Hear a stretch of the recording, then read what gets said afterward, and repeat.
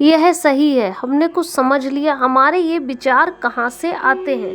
मेरा अपने जीवन के प्रति क्या दृष्टिकोण है? जैसे एक छोटा शिशु अपने जीवन के प्रति संपूर्ण होता है, क्या हम अपने जीवन के प्रति संपूर्ण हैं? जैसे हम अपने कमरे की जब सफाई करते हैं तो कुछ चीज़ें कूड़ेदान में डालते हैं, जैसे बेकार अखबार, बेकार किताबें या जो चीज़ भी हमारे काम की नहीं होती हम उनको फेंकते हैं। उसी प्रकार से हमारे दिमाग में जो बेकार कचरा पड़ा है, जो हमें बचपन से रिश्तेदारों से, माता पिता से या स्कूल में मिला है, उनको हम किस तरह से साफ करके अपने जीवन को सही बना सकते हैं। जब तक हम अपनी पुरानी चीज़ों को फेंकेंगे नहीं, हमें नई चीज़ें रखने की जगह भी नहीं मिलेगी। एक क्लाइंट ने लुइस हे को बताया कि वह उतना अच्छा नहीं है। उसकी जब वजह पूछी तो उसके पिता ने उसके कहा था कि वह एक मूर्ख व्यक्ति है। वह अपने पिता के इस बात से इतना अपराध बोध हो गया कि वो बार बार अपने पिता को ये दिखाना चाहता था कि मैं एक अच्छा व्यवसाय कर सकता हूँ, पर हर बार जब वो कोई नया व्यवसाय करता था और उसे विफलताओं को देखना पड़ता था, इसलिए उसके पिता से उसे बार बार पैसे लेने पड़ते थे, जिसकी वजह से वो काफ़ी और डिप्रेशन में जा चुका था। एक और कहानी के अनुसार एक लड़की को अपने आप से प्रेम की कमी थी। वह अपने पिता की स्वीकृति पाने की कोशिश कर रही थी। वह अपने पिता के जैसे बिल्कुल नहीं बनना चाहती थी, क्योंकि उसके पिता उसकी किसी भी बात से सहमत ही नहीं होते थे और उसे हमेशा आलोचना सहनी पड़ती थी, जिसकी वजह से उसके शरीर में असहज पीड़ा रहने लगी और वह समझ नहीं पाती थी कि मुझे इतनी पीड़ा हर समय क्यों होती रहती है। जिसका असली कारण निकाला तो पता चला उसके पिता का गुस्सा उसके शरीर में था। प्रैक्टिस: एक बड़ा कागज का टुकड़ा लें और एक सूची बनाएं। आपके माता पिता के अनुसार आप में कौन कौन सी कमियां थीं। आपने उनसे कौन कौन से नकारात्मक संदेश सुने। अपने आप को आधा घंटा 1 घंटा दें। उनका पैसे के बारे में क्या कहना था? वे आपके शरीर के बारे में आपको क्या कहते थे? वे प्यार और रिश्तों के बारे में आपसे क्या कहते थे?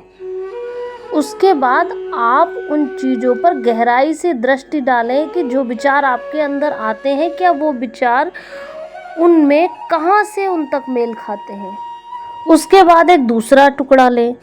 उसमें आपके रिश्तेदारों ने, शिक्षकों ने, मित्रों ने और महत्वपूर्ण लोगों ने और धार्मिक स्थल पर जो जो बातें आपसे कही हैं, वो बातें सब लिखें और सोचें कि ये बातें जो आपके अंदर हो रहा है, क्या उनसे मैच खाती हैं।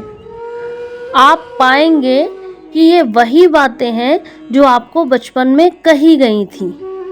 अब इन कागज के टुकड़ों पर ऐसे विचार हैं जो अपने अंदर से हटाने हैं। यही वो विश्वास है जो आपको अपने भीतर से हटाना है और अच्छे विचार पैदा करने हैं। अगर आपको विश्वास ना हो तो आप एक करके देखें। आप एक 3 साल के बच्चे को लें, वो खेलता हो, आप उससे कहें तुम बेवकूफ़ हो, तुम्हें अकल नहीं है, तुम ऐसा करते हो, तुम वैसा करते हो। थोड़ी देर के बाद आप पाएंगे वो बच्चा एक कोने में डरा सहमा हुआ बैठा है। ऐसे ही आप हो गए हो। हमारा ऐसा कोई दोस्त जो हमेशा हमारी आलोचना करता, हमें उसके साथ रहना कभी पसंद नहीं आता। तो आप खुद सोचिए कि आप जिन नकारात्मक बातों को लेके सोच रहे हैं, क्या वो अच्छी हैं। अपने परिवार को दोषी ठहराना। दोष देना किसी समस्या पर टिके रहने का एक निश्चित तरीका है। दूसरों को दोषी ठहराने से हम अपनी शक्ति क्यों बर्बाद करें। हमें इससे ऊपर उठना है। अतीत को बदला नहीं जा सकता, पर भविष्य को हमारी सोच बदलकर बदला जा सकता है। हमारे माता पिता को जितना ज्ञान था, जितनी समझ थी, जितने वो जागरूक थे, उसके अनुसार उन्होंने हमारे साथ वैसा ही व्यवहार किया। और जिन लोगों ने हमारे साथ गलत काम किया, वो पहले ही डरे और आशंकित थे। वे उतना ही असहाय महसूस करते थे जितना कि वो आपको कराते थे।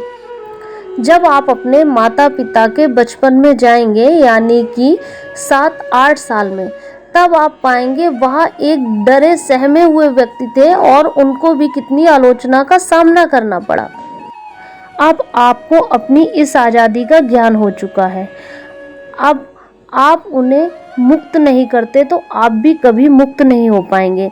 यानी अपने माता पिता को, रिश्तेदारों को, जो उन्होंने बचपन में आपसे कहा है, उन्हें माफ़ कर दीजिए। उसके बाद आप भी माफ़ हो जाएंगे और नई चीज़ें अपने अंदर भर सकेंगे। दूसरों की बात सुनना, जब हम छोटे होते हैं तो हमारे बड़े भाई बहन होते हैं, वो हमेशा हमको डांटते रहते हैं। वो कहते हैं तुम्हारी गलती थी, तुम अभी बच्चे हो, तुम ऐसा नहीं कर सकते, तुम बहुत ज़्यादा बेवकूफ़ हो, तुम हमारे साथ नहीं खेल सकते। जब हम स्कूल जाते हैं तो स्कूल में टीचर पहले ही डिसाइड कर देता है कि हमारा भविष्य कैसा होना है। लुई से बताती थी कि हमारे शुरुआती मित्र जीवन के बारे में अपनी गलत जानकारी हमारे साथ बांटते थे। स्कूल के दूसरे बच्चे हमें परेशान करते थे और हमेशा याद रहने वाली चोटें दे सकते थे।